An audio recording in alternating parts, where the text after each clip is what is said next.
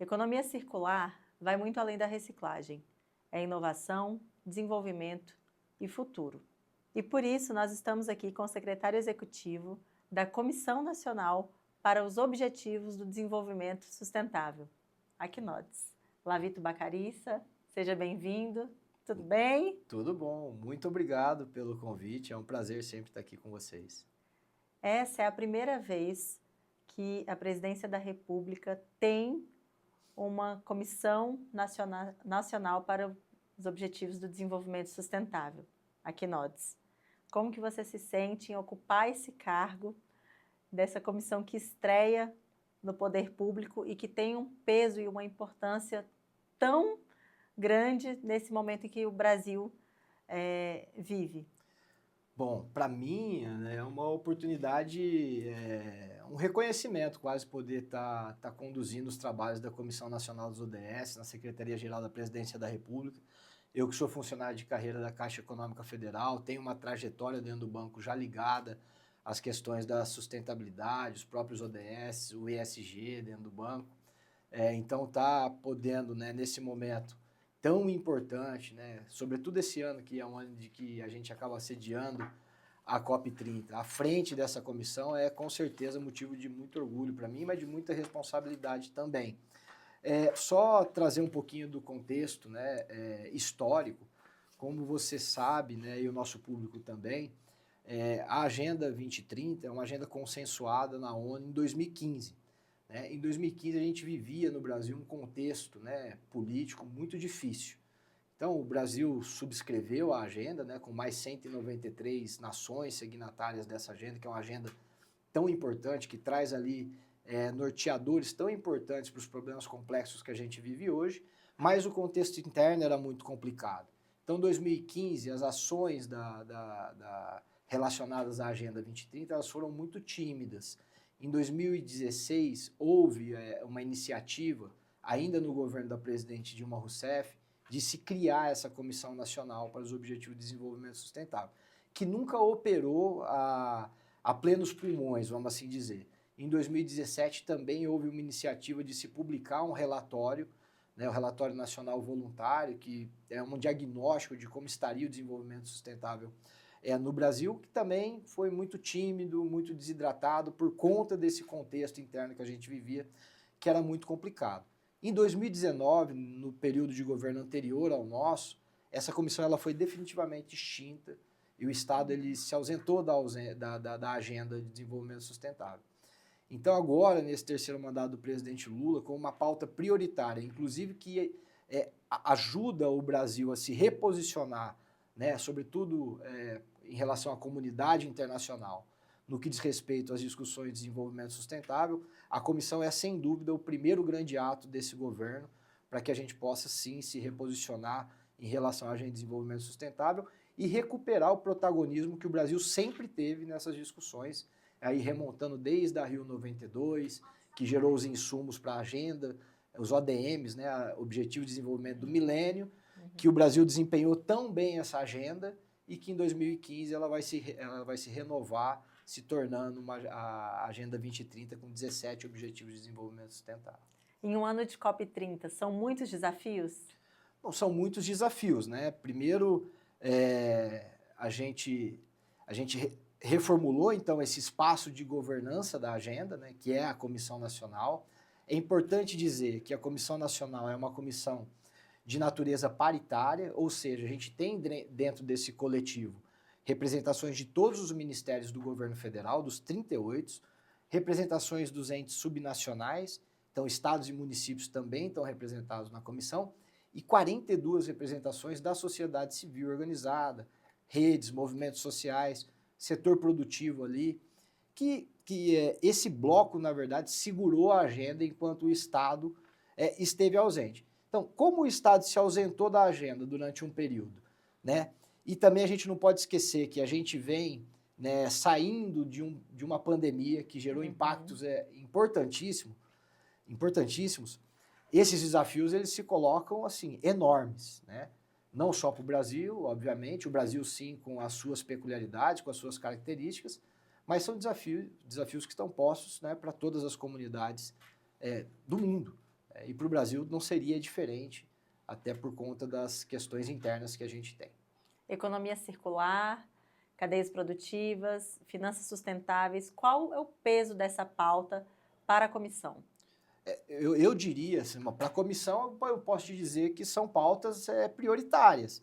Mas eu diria que entre essas agendas não tem uma agenda mais preponderante que a outra, né? São agendas que se complementam, né? Então, a economia circular, por exemplo, como você bem disse na introdução desse podcast, ela vai movimentar todo um sistema, né? Vai gerar renda, vai combater a pobreza, que é um dos nossos ODSs, né? Vai combater, em certa medida, a fome, né? Vai gerar inovação tecnológica dentro dos processos da economia circular.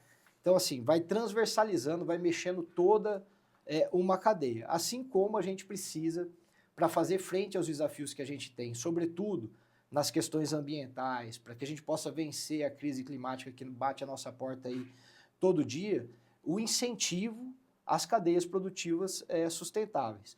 Então, essas pautas, elas são agendas que se complementam para que a gente possa, de uma maneira definitiva, fazer a transição de um modelo que a gente sabe, a ciência está dizendo para a gente, a realidade está dizendo para a gente a todo instante, que é um modelo que está exaurindo o planeta, né, em suas capacidades, para um modelo que seja um modelo socialmente mais justo, ecologicamente responsável e economicamente viável.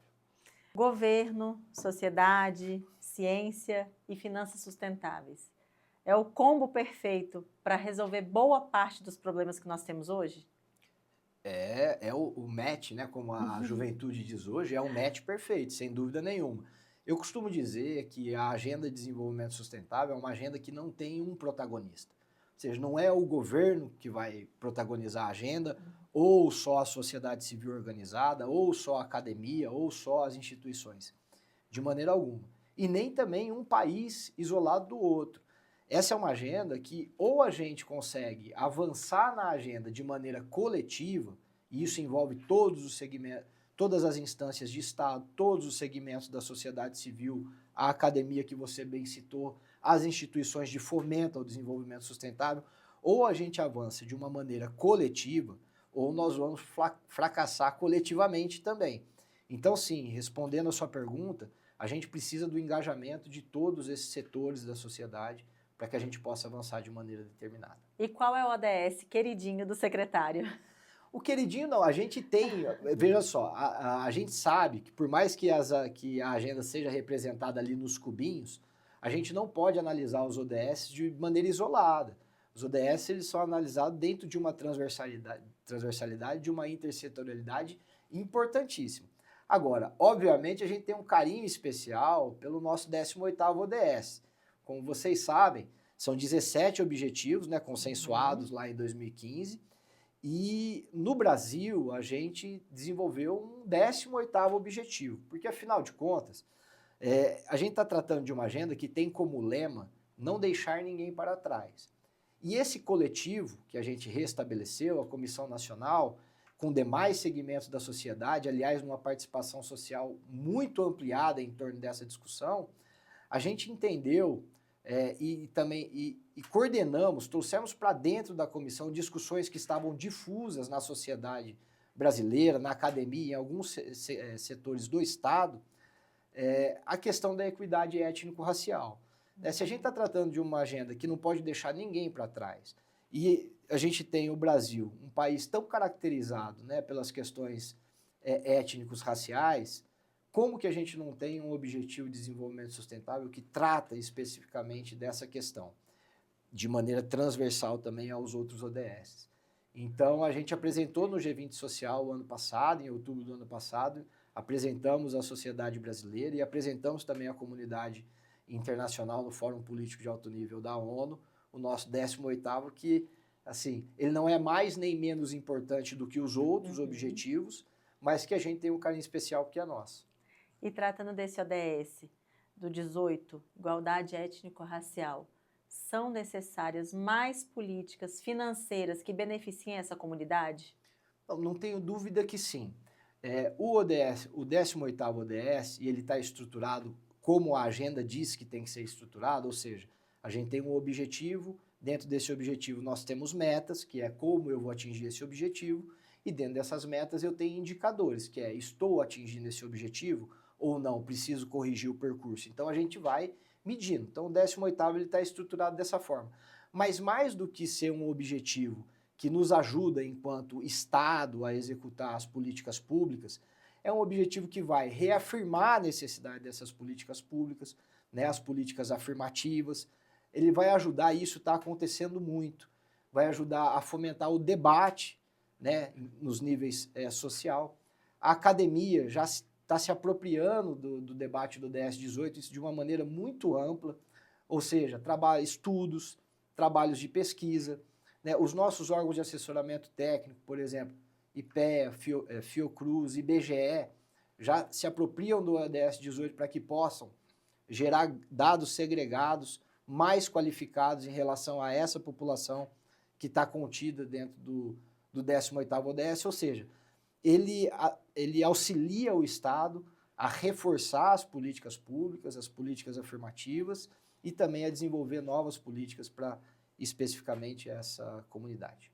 Nós vamos realizar no próximo dia 17 o Global Meeting Economia Circular, Cadeias Produtivas e Finanças Sustentáveis.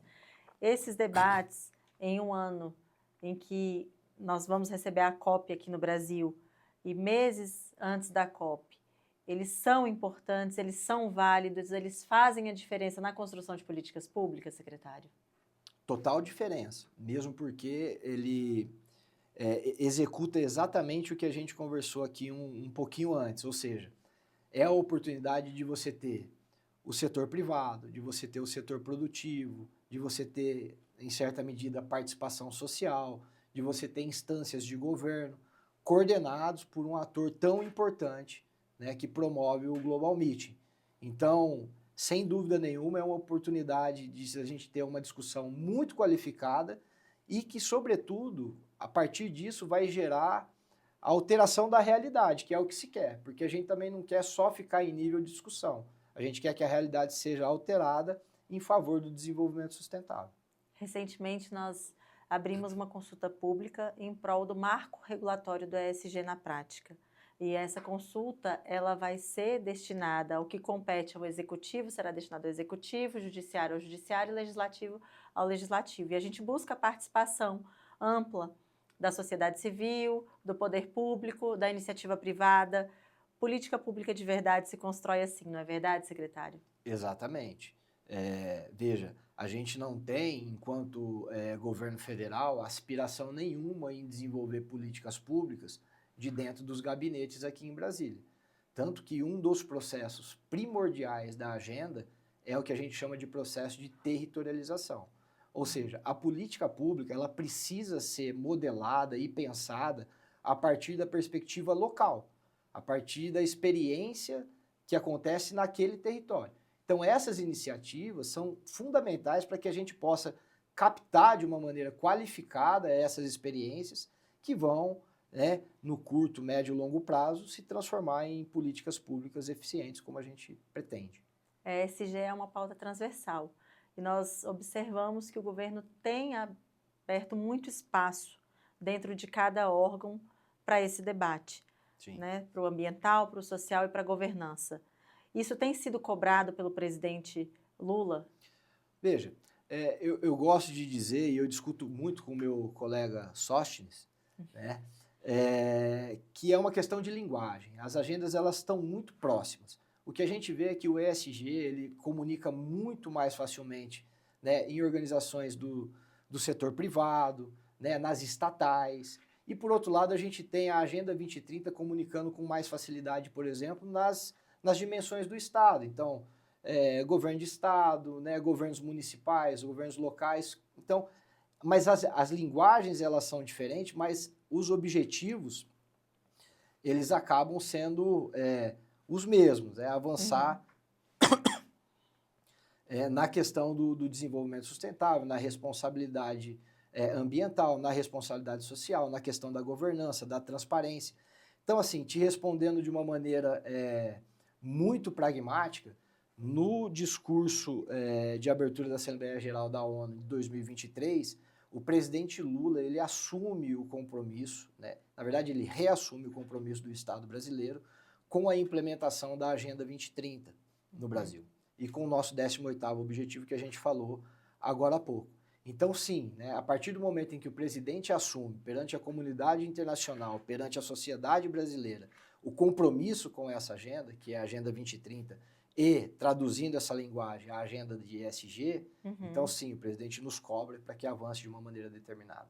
Então não é só a questão de abrir espaço para o debate, mas realmente cobrar ali resultados e que as metas venham sendo alcançadas, né? Efetividade, né? Tanto que quando a gente produziu o Relatório Nacional Voluntário Brasileiro de 2024, o relatório ele é um diagnóstico de como o desenvolvimento sustentável está acontecendo no Brasil. A gente sabia que o resultado seria um resultado que iria nos impor muitos números assim difíceis, né, e desafios enormes, né? E a orientação do presidente foi que seja um trabalho técnico, né? A gente sabe que o Estado vai ser questionado em relação ao avanço da agenda, mas a partir disso a gente vai ter um norte de como caminhar e alterar a realidade na prática a partir das políticas públicas que a gente executa no governo federal. Então esse é o recado, essa é a cobrança. O relatório de 2024 realmente ele traz dados muito ruins no que diz respeito à agenda, ao desenvolvimento da agenda e como a gente disse aqui inicialmente, em razão da ausência do Estado no período de governo anterior, em razão de estar saindo de uma pandemia e também das questões internas de um país tão grande, tão diverso como o Brasil. Por outro lado, e esse relatório a gente apresenta de 2 em 2 anos na ONU, o de 2026, que já está em produção no âmbito da Secretaria Executiva e da própria Comissão Nacional dos ODS, a gente tem convicção de que já vai conseguir captar os avanços a partir das políticas públicas que o governo do presidente Lula tem executado no Brasil. A agenda do secretário é super extensa e você tem viajado muito e observado o quão o Brasil é extenso em cultura, em comportamentos diferentes, em desigualdades. E nessas suas andanças por aí, qual a história até agora mais tem te tocado e te motivado a trabalhar por essa pauta? Agora você me pegou de surpresa. Realmente é uma oportunidade muito valiosa poder caminhar o nosso Brasil e conhecer as realidades, né? Como a gente disse agora, um país muito grande, muito diverso, né? Com as suas regionalidades, as suas peculiaridades culturais, sociais, políticas. Eu quero trazer mais uma impressão, assim, né? A gente vive um momento, né, um contexto global muito difícil, né, no que diz respeito à cooperação internacional, ao multilateralismo, né? Internamente no país, a gente vê nos países, né, e no Brasil não é diferente, a gente sabe disso, a gente vê crescer um acirramento político, né, as discussões muito tensionadas. Então eu quero trazer para vocês uma impressão que eu tenho, isso tem me alegrado muito. Eu tenho trazido isso para dentro do governo como uma experiência que independente, né, das peculiaridades que existem em cada regiões, sejam elas de qual natureza for, a Agenda de Desenvolvimento Sustentável, a Agenda ESG, ela permite que a gente conecte as pessoas, né? Então essa tem sido uma experiência muito reveladora para mim, de estar em lugares diferentes, com pessoas diferentes que pensam diferentes, às vezes estão em espectros diferentes, mas que quando você vai discutir o desenvolvimento sustentável, a Agenda 2030, a Agenda ESG, você consegue criar a conexão dessas pessoas, dessas lideranças, sinergias, e como eu disse no início, como é uma agenda, né, os objetivos a gente só vai vencer de maneira coletiva, eu valorizo muito isso. E o seu trabalho, você tem vários objetivos, mas como pessoa e por ser pai, o que você quer deixar para os seus filhos, tendo a oportunidade que você tem hoje de ocupar a cadeira que você ocupa? Eu acho que é isso, né? Quando a gente fala de desenvolvimento sustentável, a gente fala de mudança de cultura, né? E acho que a nossa geração, acho que cometeu alguns equívocos importantes. E também penso eu, que nunca é tarde para que a gente faça as mudanças que a gente precisa fazer. Então, acho que pensando em um legado, né, na dimensão pessoal, o que eu sempre pensei, inclusive atuando pela Caixa Econômica Federal, que é a maior parceira do governo federal no que diz respeito à execução das políticas públicas, e agora atuando diretamente de dentro do governo, o que eu sempre pensei foi, eu tenho a oportunidade de trabalhar nessas instâncias, ou seja, gerar um impacto muito maior do que aquele que eu poderia produzir individualmente, né? Se eu estivesse trabalhando de maneira individual, num recorte muito pessoal do desenvolvimento da minha trajetória. Então, o impacto é uma coisa importante para mim. E o legado, acho que é esse, né? De a gente conseguir conectar as pessoas, gerar consciência nessas pessoas para que a gente possa avançar, né? Garantindo o que para mim é essencial, a dignidade da pessoa humana, né? Se a gente pensar muito bem, né? Se a gente tivesse cuidado só com a dignidade da pessoa humana, acho que talvez a gente não precisaria pensar tanto em outras coisas. E garantir também que as gerações futuras possam viver nesse planeta de uma maneira muito mais justa, muito mais equilibrada do que o que a gente tem vivido atualmente. Nós gravamos um episódio com a Caixa Econômica Federal e eles trouxeram para nós o Fundo Socioambiental da Caixa Econômica e o quão esse fundo tem impactado realidades no Brasil afora, no Brasil adentro, né? Brasilzão. No Brasil adentro. É super importante essas finanças que geram impacto, que trazem cidadania, que resgatam a dignidade. É um objetivo do governo ampliar esses fundos? Com certeza é um objetivo do governo. A gente tem alguns fundos importantes, especificamente em relação ao Fundo Socioambiental da Caixa. Quero aqui fazer o meu depoimento, porque fiquei 3 anos na Gerência Nacional de Sustentabilidade do banco, tive a oportunidade de auxiliar na modernização da aplicação do Fundo Socioambiental, de ver exatamente o que os colegas de Caixa aqui relataram no podcast, o impacto, o quanto que é importante, né? Fundo Clima, Fundo Amazônia, né? O governo tem muito interesse em ampliar esses fundos e também o processo de captação de recursos para esses fundos. Mas, sobretudo, e isso é importante, a gente tem um interesse maior ainda em capilarizar esses recursos. Ou seja, o que a gente vê hoje é uma dificuldade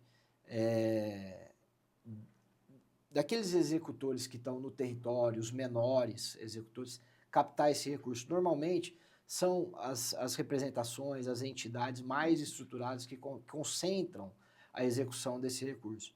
A gente quer cuidar também da capilaridade desses recursos através das agências de fomento dos estados, para que o pequeno, aquele que gerar renda lá na ponta, para aquele que é menor, que não tem tanta estrutura, mas que também possa ter acesso a esse recurso e alterar a sua realidade e a realidade ao seu redor.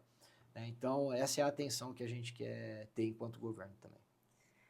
Secretário, vamos propor aqui uma hashtag do episódio. ESG na prática, Agenda 2030, COP30 no Brasil, sustentabilidade, finanças sustentáveis, ou você propõe algo diferente? Penso eu que tem que ser uma hashtag ESG-ODS, né? Porque é isso, conectando as coisas, as forças, né? Para que a gente possa avançar. O Instituto Global ESG na Prática, ele vem com um desafio enorme de conectar a sociedade civil, a iniciativa privada e o poder público. Estamos ampliando os nossos debates, promovendo o Global Meeting. Esses encontros, eles estão sendo cada vez mais amplos e nós convidamos para que mais pessoas participem com a gente. Então, eu queria que você também convidasse as pessoas para participarem com a gente do Global Meeting. Bom, eu quero parabenizar mais uma vez o trabalho do Instituto, fundamental, muito alinhado com aquilo que a gente pensa da perspectiva da Comissão Nacional dos ODS. Então, a todo momento, a gente está à disposição e à disponibilidade para somar as forças e avançar junto.